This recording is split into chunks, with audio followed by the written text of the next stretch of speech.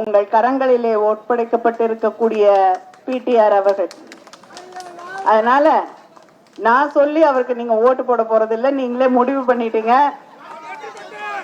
உங்க மகிழ்ச்சியை பார்த்து நானும் மகிழத்தான் இங்கே வந்திருக்கிறேன்.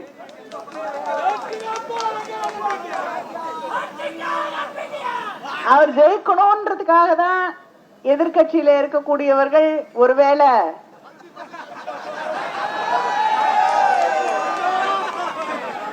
இந்த தொகுதிக்கு சம்பந்தமே இல்லாம வேட்பாளர்களை கொண்டு வந்து நிறுத்தி இருக்காங்களான்னு தெரியல.